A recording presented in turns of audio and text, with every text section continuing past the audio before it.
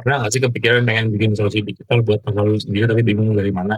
Nah, di video ini gue mau share workflow yang gue pakai buat ngerjain project pakai AI buat bikin ngodingnya itu jauh lebih cepat dan mudah. Tapi sebelum kita nyuruh AI-nya buat ngoding, kita pertama harus ke fase yang paling penting dulu nih, yaitu planning. Di sini kita bakal ngelakuin idea refinement, kemudian bikin PRD atau project requirement document, dan juga UX specification. Sebenarnya kenapa sih penting banget kita melakukan planning?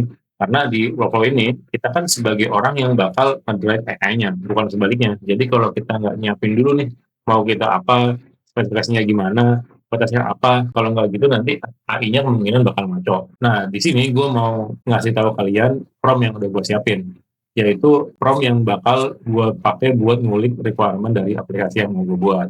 Nah, ini gue bikin namanya catatan petani, semacam tracker gitulah. Di overall ini sebenarnya namanya adalah prompt engineering. Kayaknya ribet ya, tapi sebenarnya ini simpel aja sih. Kalau dari gaya gue sendiri, biasanya gue bagi-bagi jadi beberapa. Yang pertama itu adalah prompt. Di sini gue ngasih tahu nih, gue maunya AI-nya nanti bakal jadi senior engineer. Jadi balasnya kayak orang yang bekerja sebagai senior engineer.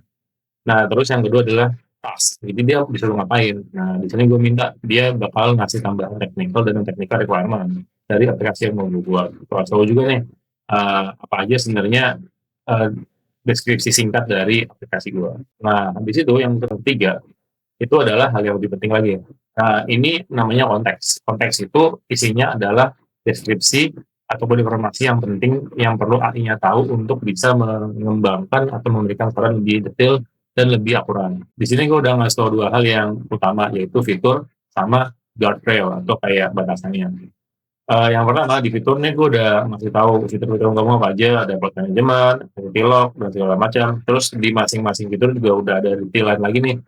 Dia bakal bisa ngedit, bisa nambah, bisa ngasih listnya juga kayak gitu. Kalau kalian misalkan masih belum kepikiran atau agak bingung soal fitur, nanti ya kalian bisa sambil catat aja sama AI-nya pas lagi kita masukin ke AI untuk bisa kalian consider nih, oh misalkan ini cocok nih, orang lain nggak usah gitu ya, kayak gitu kira-kira.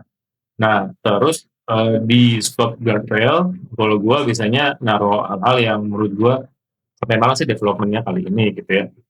Di sini gue kayak gue sini nulis single user, single device dan udah pakai autentikasi gitu ya. Jadi kayak nggak ada akunnya, tapi masih bisa dipakai oleh orang untuk oleh petani device-nya dia. Walaupun kalau misalkan pindah device, datanya tidak pindah juga gitu ya. Karena masih pakai local browser nih, jadi belum default gitu. Terus gue nggak tahu juga data modelnya kayak gimana, ada minimum tabelnya nih kalau kalian nggak misalkan kurang paham gitu, nanti sambil tanya harinya juga bisa. Terus kayak gue pengen behaviornya itu adalah habis gue input uh, data gitu langsung ke update. Terus yang selanjutnya juga gue pengen datanya juga masih tetap ada kalau gue close browsernya atau gue refresh browsernya kayak gitu kan.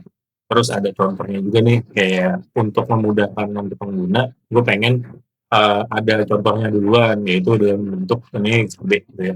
Terus yang terakhir format ya. Jadi kalau di sini kita bakalan bikin formatnya. Nah, gue minta formatnya ke AI nanti bentuknya adalah list dan bullet points. Jadi kayak lebih mudah untuk bisa dibaca. Nah, dari semua ini, habis itu tinggal tinggal copy. Nah, di sini gue pakainya Gemini ya. Sebenarnya kenapa gue pakai Gemini? Soalnya gue lagi nyoba yang Gemini AI Pro. Sebenarnya bisa macam-macam ya. Kalau mau kalian pakai ChatGPT juga bisa, pakai DeepSeek ataupun lainnya gitu ya. Ini tinggal kita pas aja, terus kita enter, kita tunggu. Sambil nunggu nih, kalau kalian nanti misalkan lagi ada yang pro, gue saran pakai yang pro. Tapi kalau nggak ada, misalkan kalian pakai yang gratisan gitu ya, terus pro-nya nggak ada, kalian bisa pakai yang thinking. Jadi sebenarnya intinya semakin dia ke bawah nih kayak tes itu budget atau waktu yang dikasih sama Google buat modelnya si Gemini ini mikir tuh lebih dikit. Makin bawah makin kompleks lah kira-kira kayak gitu sebenarnya. Oke, ini udah jadi hasil jawaban dari AI-nya. Kita lihat bareng-bareng aja. Pertama ada tambahan non teknis, oke, UX penggunaan, kondisi lapangan, stability, high contrast ya benar sih. Kayak kalau di lapangan kan kayak apa trik ya, jadi kayak butuh yang kontras banget.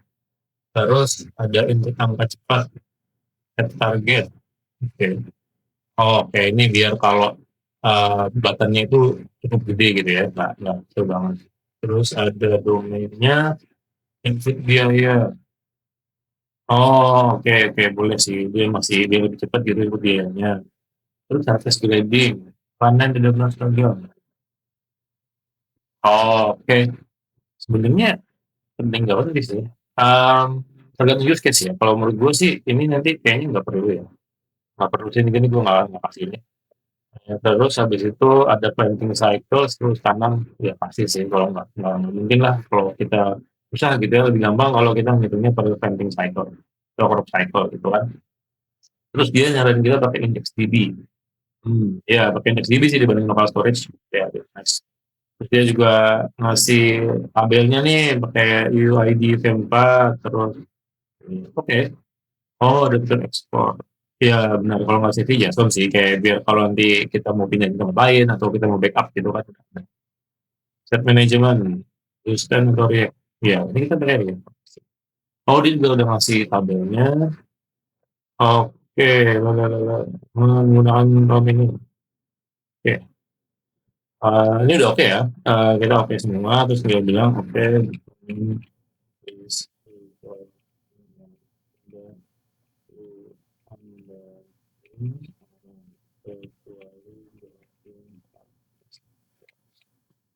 Oke, kita tunggu dulu sampai AI-nya selesai. Oke, ini udah jadi ya hasil buat requirement kita. Idea refinement-nya udah selesai. Hmm, Oke, langsung aja kita copy semuanya. Gue mau taruh di sini biar lebih rapi aja sih. Ya. Oke.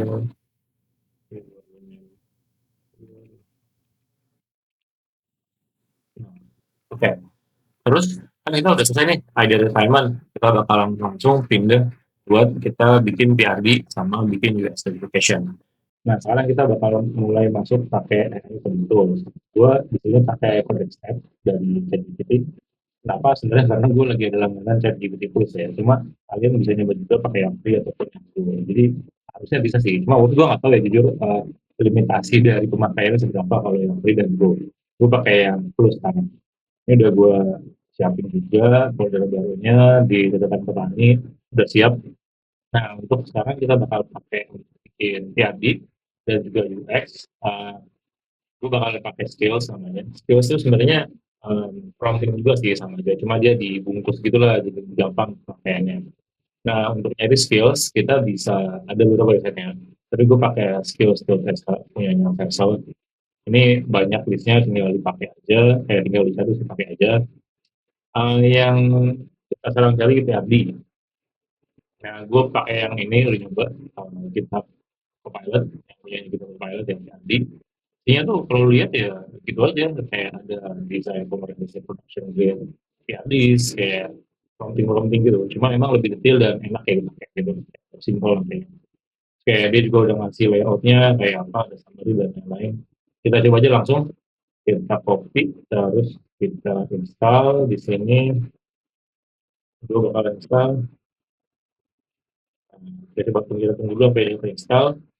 Nah, di sini bagian ini gue nyoba bakalan cuma install di project aja ya. Jadi cuma install di folder catatan petani sehingga yang lain tuh bersih gitu loh. Localize aja sih skillnya. Gue install yes, klik. Oke, ya, dia bilang udah beres. Sekarang kita lihat hasilnya ada skills. Oke, ini yang PRD skillsnya udah install.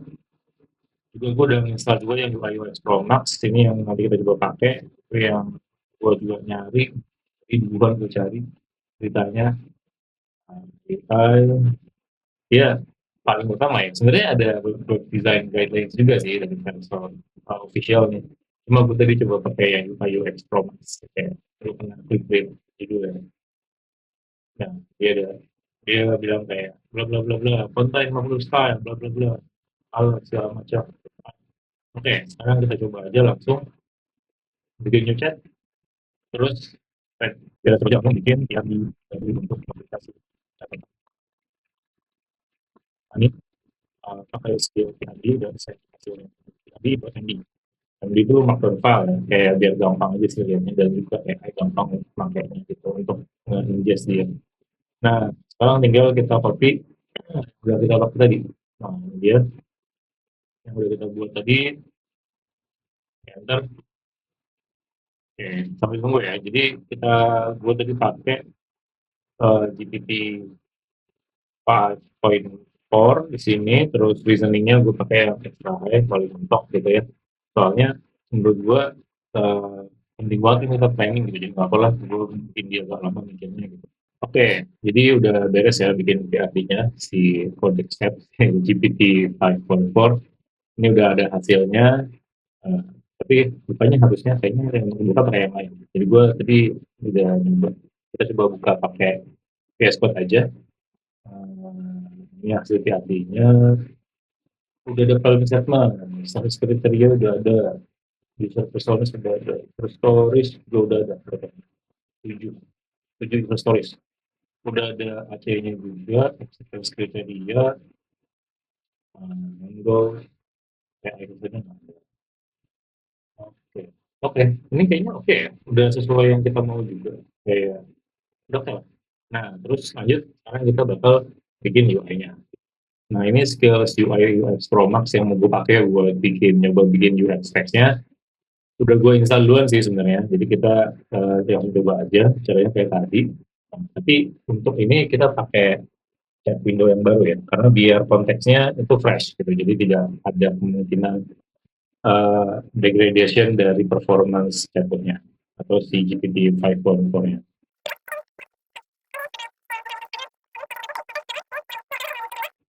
Terus gue pikir sih kalau kayak tadi gitu kan kayaknya yang agak cerah aja ya. Terus habis itu yang clean gitu mungkin ya, minimalis. Jadi gue tulis aja.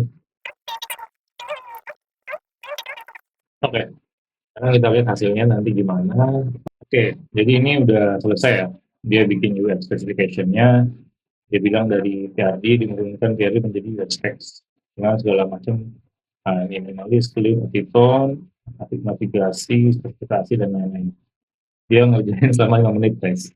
Oh, kalau yang tadi PRD, berapa menit ya? Oh, 3 menit. Oke.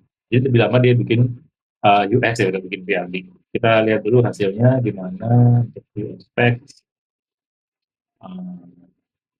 Oke, prinsip utama adalah visual. Ketika penampilan dari desain sistem. Kayaknya juga ada color palette-nya, ada tipografinya, dan lain-lain. Oke, ini udah lumayan ya. Paling nggak gue nggak bakal bisa bikin dokumen yang selengkapnya dengan cepat gitu ya. Kalau daripada bikin sendiri, mendingan pakai skills kayak gini guys. Oke, sekarang kita bakalan bikin front end design dulu nih, biar kelihatan sebenarnya hasilnya kayak apa ya. Yang dipikirin sama AI, atau yang kita pikirin dan dibantu sama AI. Nah, untuk penggunaan desain ini, untuk membuat desain ini sebenarnya banyak ya tools-tools sekarang yang bisa dipakai. Kayak misalkan paper.design yang sekarang lagi rame banget nih, orang-orang dipakai gitu. Sebenarnya ini juga oke sih, kayak banyak kelebihannya gitu ya, apalagi dia bisa nyambung ke cloud kan. Jadi kayak desain lu tuh nanti kalau misalkan lu bikin di laptop satu gitu, lu login ke paper.design, dia bakalan sinkron tuh ke laptop lain kalau lu nanti login juga ke akun yang sama. Cuma masalahnya dia tuh limitnya dikit banget, cuma 100 kali full call doang gitu ke MCP-nya. Jadi kayak kalau lu agak sering gitu pakainya limit harus bayar gitu. Nah, karena itu gue di sini nyobanya pakai pensil dan dev ya. Ini alternatif dari paper dan design, cuma sekarang masih free gitu. Jadi kayak ini free tapi memang nggak ada cloud-nya sih. Jadi kayak kalau lu bikin desain ini di laptop lu gitu, terus habis itu lu ganti ke yang lain ya nggak ada desainnya. Coba lu save, lu copy itu manual. Nah, ini juga ada banyak extension-nya di Cursor, di VS Code, dan segala macam gitu ya. Di Windows juga ada yang desktop app. Gue udah download di desktop app kayak gini. Ini udah gue install. Terus dia juga sebenarnya bisa ngechat langsung nih di dalam si aplikasi desktop app-nya. Tapi kalau di apa namanya? Kalau kita pakai Windows cuma bisa pakai Android doang. Kalau pakai Mac bisa Android sama pakai ChatGPT. Gue lagi di Windows jadi nggak bisa pakai ChatGPT di sini. Kalau lihat Nah, jadi desainnya tuh agent-nya bisa langsung, tapi kalau kita pakai Windows cuma bisa pakai Anthropic doang. Kalau perlu pakai Mac bisa juga pakai sedikit. Gue kebetulan ada Anthropic, tapi pakai API gitu ya, bayarnya lebih mahal. Jadi gue pakai dari dalamannya dari Codex App kita manggil langsung ke si pencil.dev gitu ya. Gue bikin baru aja. Sorry. Dia sekarang udah berapa ya? Oke. Konteks Windows sih masih banyak sih. Coba bikin aja di sini deh. Oke, kita tunggu dulu gimana hasilnya dia dan berapa lama ya dia ngerjain si spesifikasinya ini. Oke, ini tadi udah selesai ya guys. Jadi dia habis 10 menit buat ngerjain apa namanya pertama kali dia iterasi desainnya, terus tadi hasilnya itu adalah dia bikin mobile first gitu kan. Terus gue cek ternyata dia bikinnya itu slide-nya doang nih, slide-nya doang. Dia bikinnya tuh cuma mobile-nya doang gitu kan. Ternyata nggak ada desktop-nya. Terus kayak ya udahlah, akhirnya ini udah ada mobile-nya, terus tadi gue suruh lah akhirnya gitu kan, bikin nanti desktop-nya juga gitu buat UI-nya, sama dia tadi belum ada reset lokal datanya, dialognya gitu. Jadi gue suruh bikin, dia jalan lagi 2 menit, terus jadi deh semuanya nih. Udah jadi, kayaknya sih oke ya. Ya untuk MVP oke lah gitu kan. Nanti kita bisa polish lagi. Nah, ini habis itu akhirnya langsung gue suruh bikin aplikasi React pakai Tailwind-nya gitu kan. Nah, udah tuh dia langsung jalan, sudah jadi, terus sudah gue cek juga. Nih, udah jalan nih. Oke, sekarang kita cek ya. Ah, udah gue udah gue run juga barusan. Ini masih di localhost, jadi masih di lokal. Jadinya kayak gini, ada plotnya, ada segala macam, panen, kalau kita bilang panen, ada 1 kilo gitu ya. Bisa. Oh harganya, ya benar, juga lupa. Harganya 5.000, agak murah. Nah, udah masuk 3, nah, gitu kan, udah masuk, dashboardnya udah ganti kan. Dashboard. Oh udah masuk, nah, dashboard udah ganti. Jadi udah keluar ya hasilnya. Coba kita riset dulu.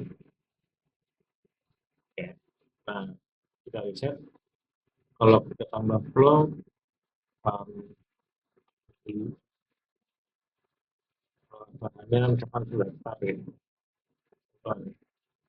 Terus gue mau bikin aktivitasnya adalah di plot dulu gue mau bikin pembukaan uh, kayak kita bikin satu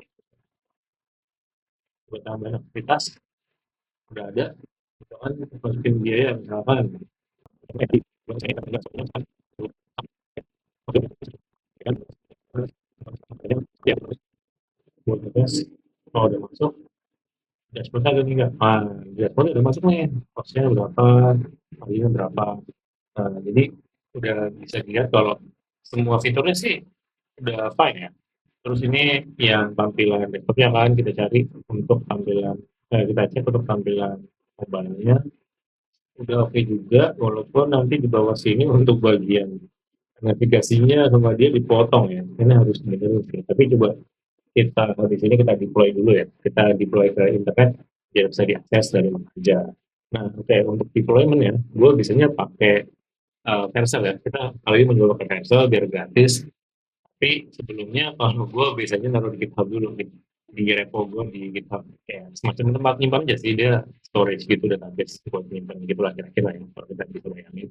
Nah kalau gue biasanya biar nggak ngupload sendiri biar gue bisa nyuruh AI-nya buat uploadin gitu.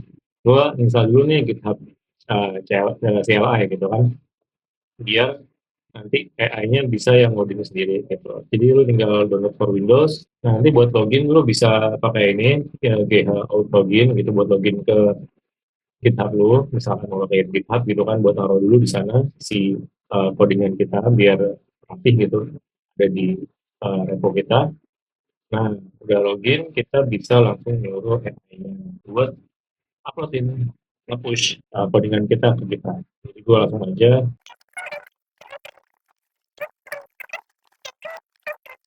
Nah, jadi di sini gue nyuruh ChatGPT buat bikin repository di GitHub. Nah, di GitHub gue sendiri ya, namanya catatan petani. Terus gue bikin visibility-nya private. Jadi kalau private tuh nggak bisa dilihat orang luar gitu. Kalau public itu bisa dilihat sama orang luar.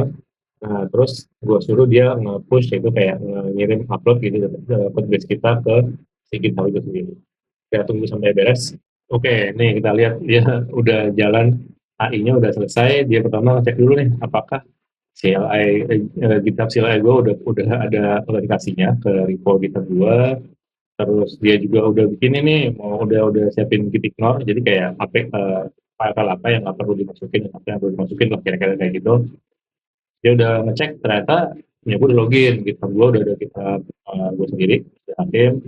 Terus dia cek, dia udah inisiasi repo lokal juga di branchnya main. Lanjut dia udah commit terus, nah terus dia udah create private repo tentang petani di GitHub gue sendiri. Nah, terus udah bisa di push. Oke, dia udah bikin nih selesai di repo private-nya. Kita coba cek kayak apa.